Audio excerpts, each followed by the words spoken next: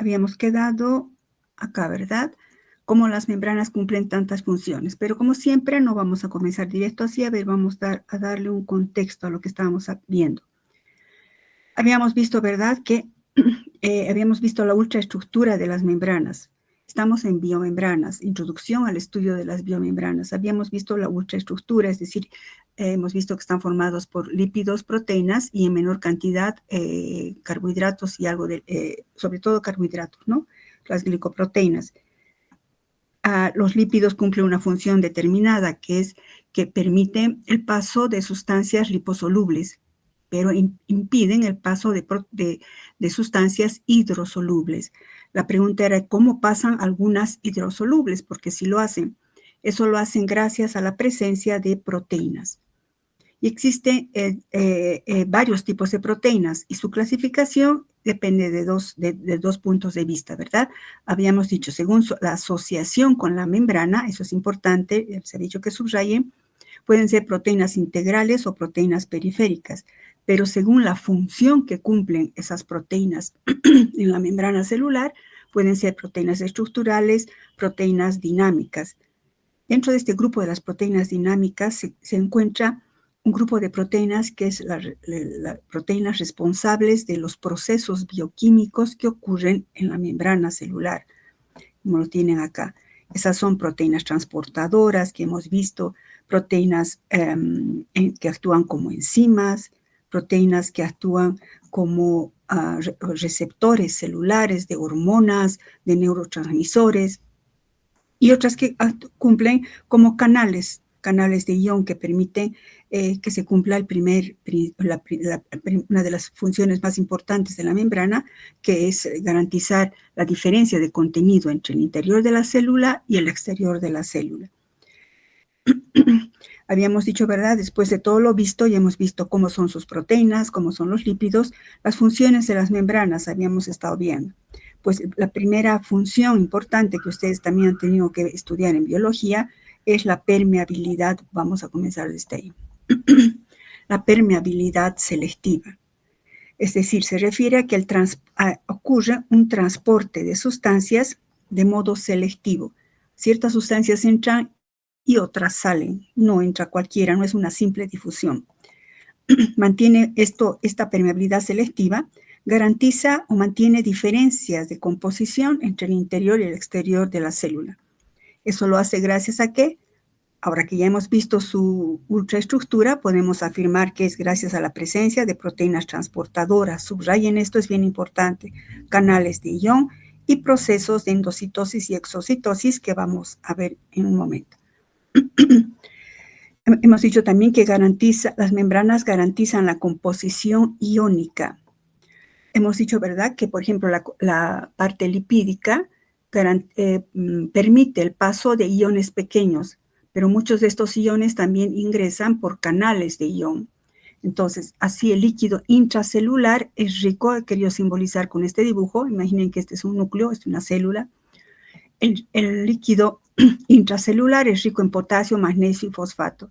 En cambio, el líquido extracelular es rico en sodio, calcio y el cloruro, el principal componente. Las membranas también localizan enzimas, hemos dicho.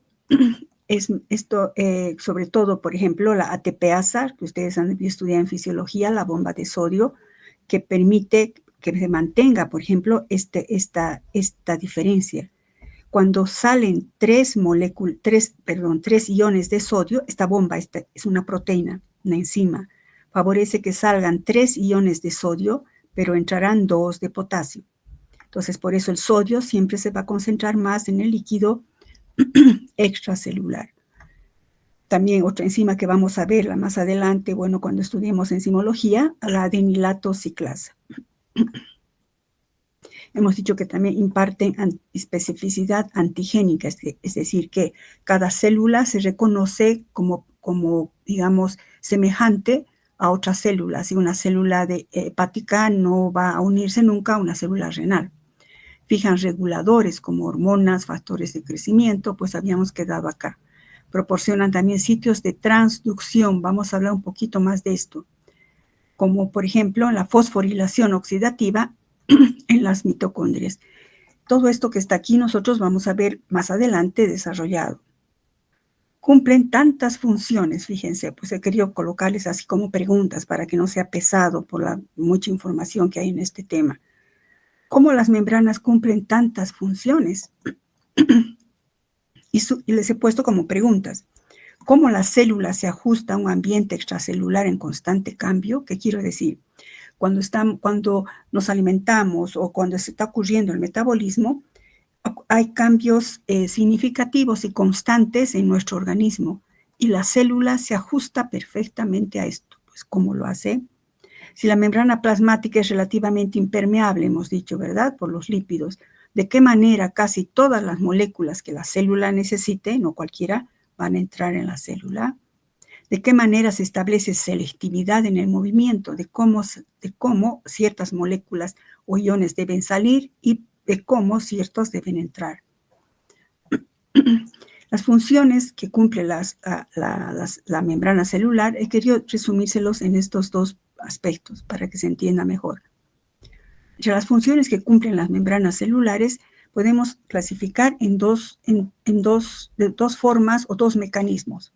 Mecanismo de transferencia de material y mecanismos de transferencia de material y mecanismos de transferencia de información a través de las membranas. Para que esto se les quede o retenga, es como si veamos una analogía, como si fuera el muro de una casa.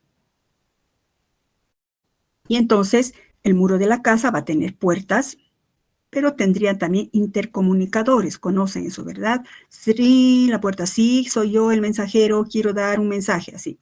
Mecanismo de transferencia de materiales. Toc, toc, tiene que entrar esto que han solicitado que la casa necesita. Pues abrirán la puerta y el material ingresará. Pero mecanismo de transferencia de información no puede ingresar a la casa. Entonces tocarán el timbre y por el intercomunicador el mensajero dirá, tienen que hacer tal cosa dentro de la casa. Entonces es información a través de las membranas. Mecanismo de transferencia de materiales. ¿Cómo es esto? La membrana garantiza esto, movimiento de moléculas pequeñas a través de las membranas. Y también garantiza movimiento de moléculas grandes a través de las membranas. Vamos a ver cómo es eso. Y relativo a los mecanismos de transferencia de información, pues la membrana es responsable, pongan aquí, la membrana garantiza, para que estudien chicos, y aquí pongan, la membrana permite o hace posible, ¿qué cosa? La transmisión de señales a través de las membranas, acuérdense del intercomunicador. También la membrana garantiza contacto y comunicación entre las células. En biología debía estudiar los que se llama la conexión, los desmosomas, por ejemplo, ¿verdad? Que unen células, las células de un tejido que se comunican. Pues eso lo hace gracias a la membrana celular. Entonces, ¿cómo cumplen sus funciones? Ya hemos dicho cuáles son, pero ¿cómo lo hacen? Entonces, mecanismos de transferencia de material y mecanismos de transferencia de información. Esto es muy importante.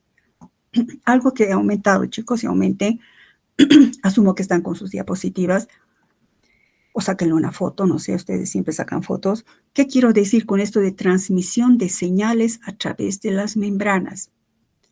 Escriban, por favor, saquen una flechita y pongan. La transmisión de señales, esto, ¿no? Pongan aquí, este punto se refiere, pongan, saquen una flechita, se refiere a la transducción, ese es un término, transducción, que en otras palabras significa transmisión de señales, pero su término científico es transducción. Se refiere a la transducción, es decir, señalización transmembrana, que ejercen ciertas proteínas o ciertas moléculas, como, sigan escribiendo, que ejercen ciertas proteínas o moléculas como, por ejemplo, neurotransmisores, acetilcolina, hormonas. Ustedes han llevado hormonas en fisiología, las hormonas iban a llevar también bioquímica 2, hormonas o anticuerpos. ¿Recuerdan cuando hemos visto la acción del glucagón cuando producía la hidrólisis del triglicérido en el tejido adiposo? Les decía que el glucagón, la persona estaba haciendo ejercicio, ¿recuerdan? No tiene energía suficiente y entonces el páncreas secreta glucagón. El glucagón va a la membrana del adipocito, ¿recuerdan esa diapositiva? Han dado examen, chicos. Y eso genera la activación de una lipasa. La lipasa va rompiendo los enlaces éster, generando ácidos grasos. Pues a eso me refiero, que, por ejemplo, la acción de las hormonas. Las hormonas, los neurotransmisores, incluso anticuerpos, son moléculas muy grandes. Como decíamos aquí, ellas no pueden entrar, no pueden ingresar, pero van a dejar su información. Esa información va a ocasionar una transmisión de señales a través de las membranas para dar una orden determinada. ¿Cómo va a salir esa orden? Porque aquí pongan el proceso de transducción. El proceso de transducción genera segundos mensajeros. Y esto es muy importante. Vamos a ver más adelante algunos de estos.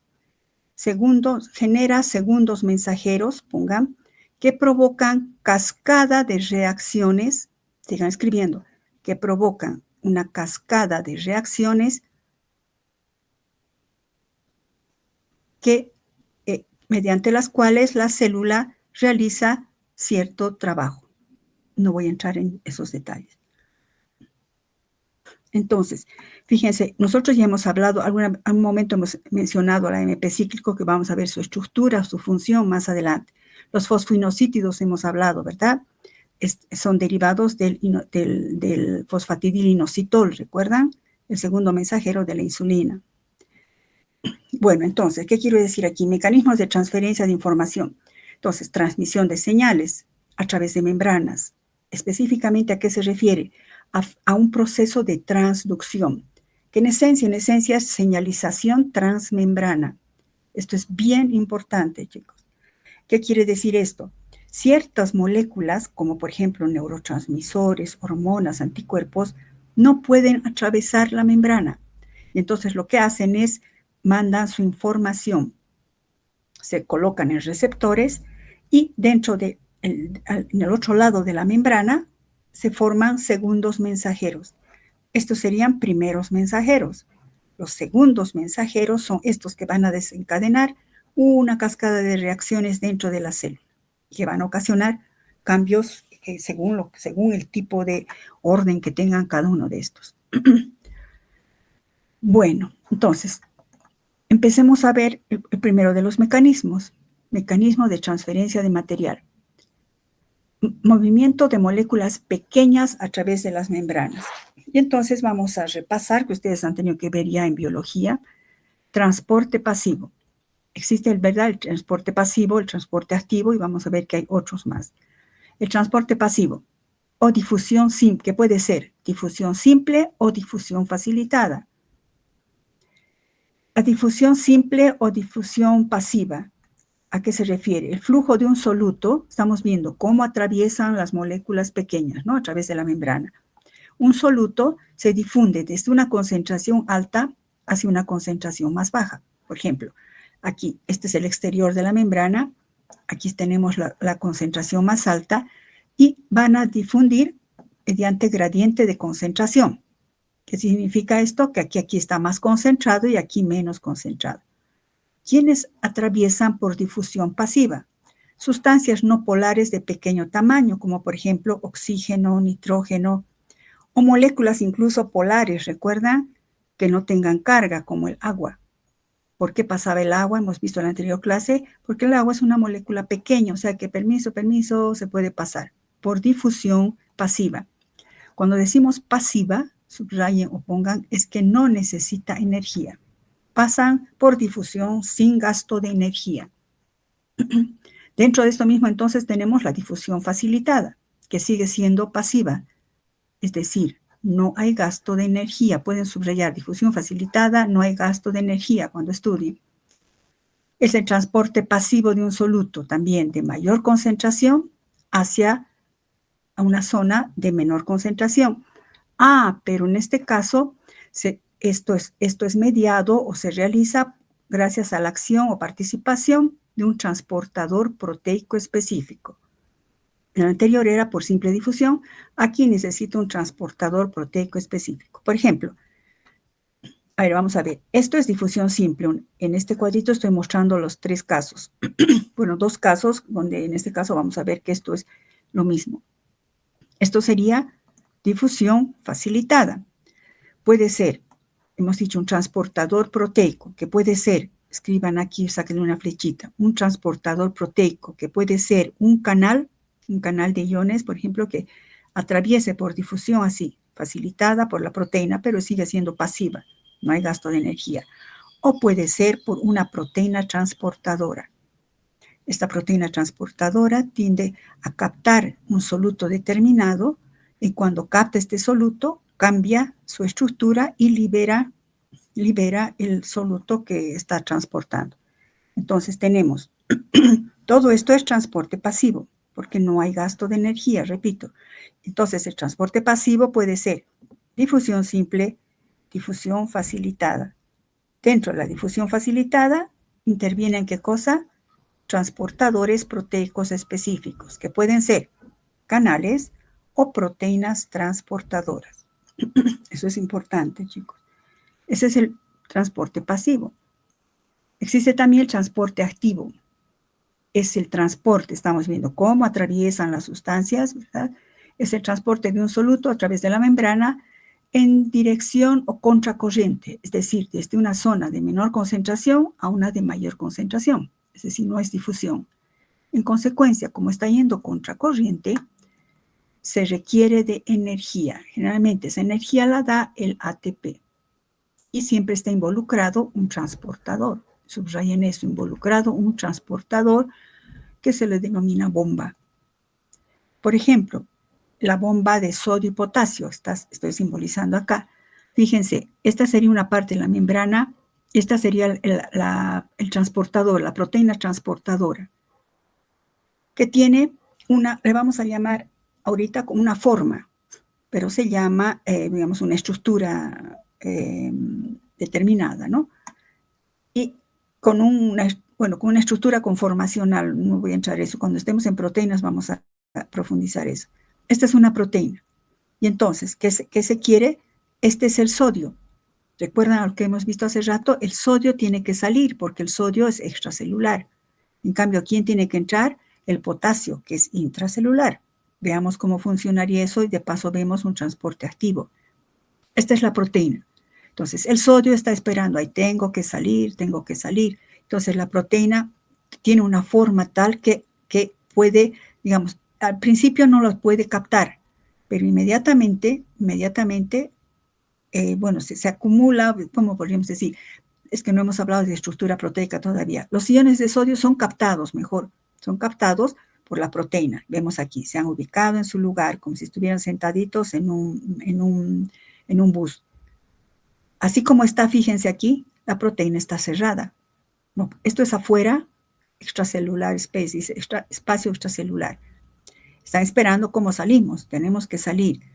Inmediatamente, fíjense, les voy a dictar, solo estoy explicándoles. La proteína tiene que fosforilarse, necesita energía. El ATP viene, fosforila a la proteína y cuando la fosforila cambia la forma de la proteína. Fíjense, se abre, al cambiar su forma hace que puedan salir el sodio. Fuera está esperando el potasio. Dice, nosotros tenemos que entrar. Aquí no podían entrar, pero ahora sí se abrió la puerta porque está, ¿qué cosa? Fosforilado. Entra el potasio, aquí, ingresa a la célula, y una vez que entra a la proteína, y una vez que ha entrado, el fósforo se elimina. Se va el fósforo, fíjense, el fósforo se va, y entonces otra vez se abre, fíjense, a su estado original, y el potasio ingresa. Entonces, este sería el paso 1, este sería el paso 2, donde ha habido una fosforilación, y luego, aquí, ¿qué sucede? Ingresa el potasio, y 3, y en 4 se desfosforila y el potasio se libera. Entonces, escriban por favor. Este es un ejemplo de la bomba de sodio y potasio. Es un esquema de la bomba de sodio y potasio. La proteína transportadora o bomba, garantiza la salida de sodio y la entrada, la salida de sodio fosforilándose, lo que ocasiona un cambio conformacional. Quiero que me acepten hasta ahí, chicos. Cambio conformacional, esa cosa vamos a estudiar en proteínas. Provocando un cambio conformacional, para que no sea muy ambiguo, entre paréntesis, un cambio de forma, así le pondremos, cambia la forma de la proteína. La fosforilación ocasiona un cambio conformacional que hace que el sodio sea liberado al espacio extracelular.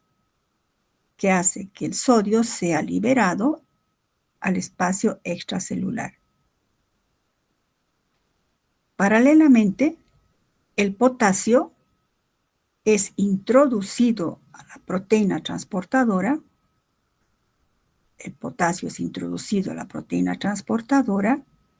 Y se elimina el grupo fosfato.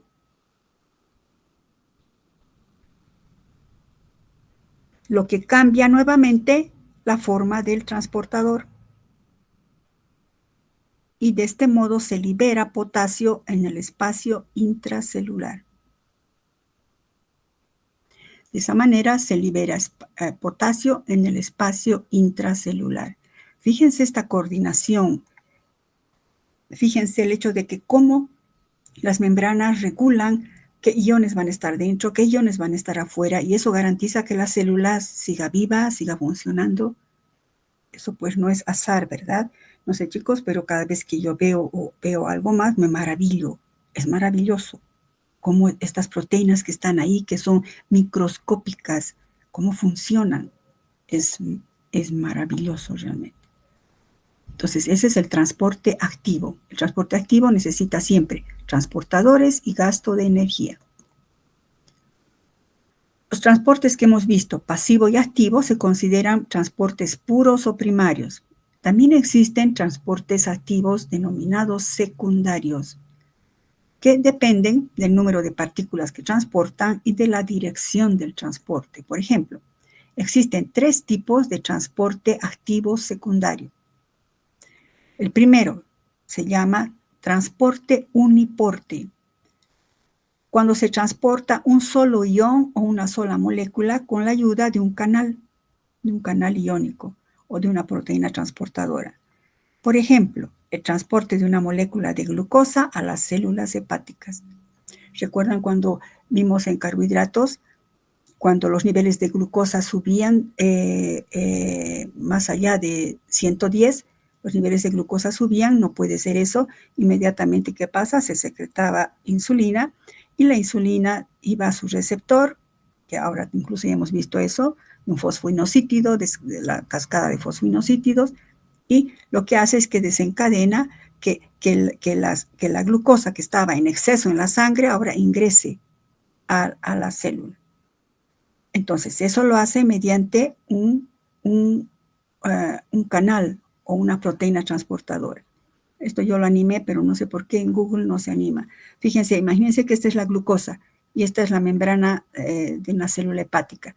Entonces, estas membranas, si aquí el exceso si aquí hay un exceso de glucosa, pues ingresará por estos canales. Ese es un sistema uniporte, es decir, por eso es, etimológicamente uniportes, transporta un solo ion o una sola molécula.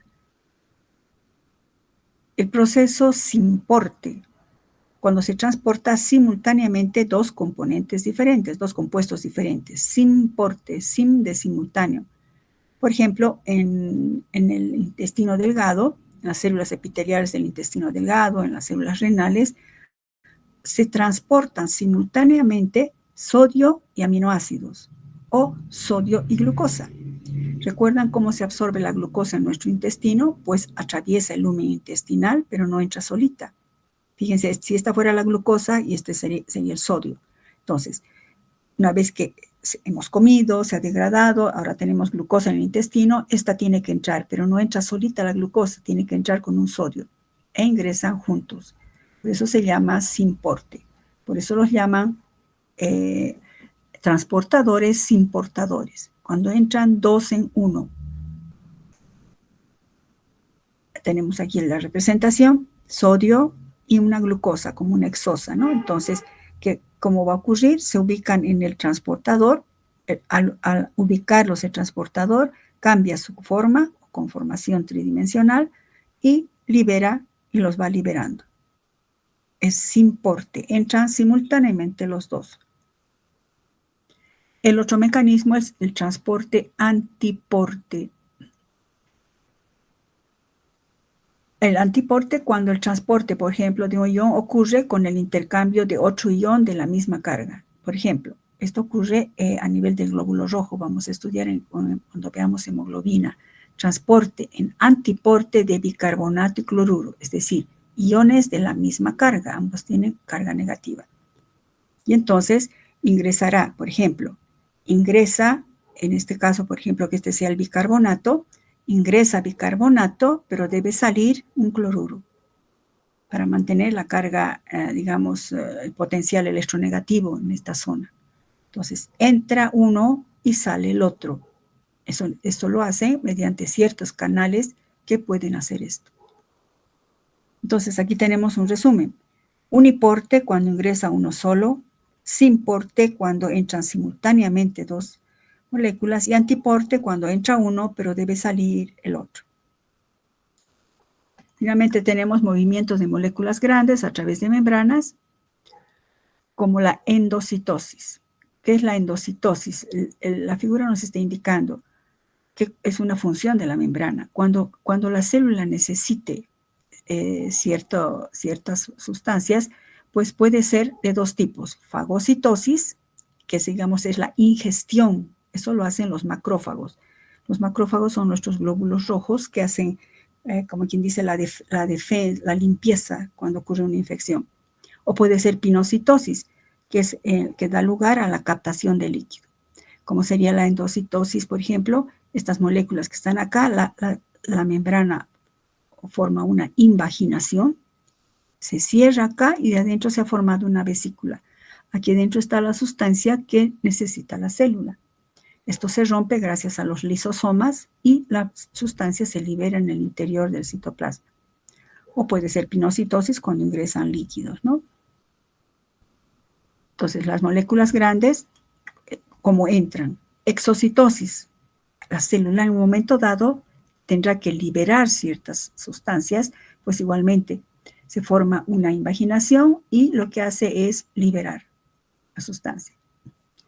Bueno, entonces de esa manera hemos dicho mecanismo de transporte de materia, de material, es decir, de sustancias químicas. La segunda función, que es mucho más compleja, es la transmisión de señales a través de las membranas. Se puede transmitir señales bioquímicas específicas. ¿Quiénes producen esas señales específicas? Ya hemos dicho, neurotransmisores, hormonas, inmunoglobulinas. ¿Qué tienen de particular? Son moléculas grandes que no pueden atravesar, no pueden. Solo tienen que ir, tocar la puerta y dejar su mensaje. ¿Para qué? Estas sustancias, neurotransmisores, hormonas, inmunoglobulinas, factores de crecimiento, todo esto, se unen a proteínas receptoras que están en la membrana.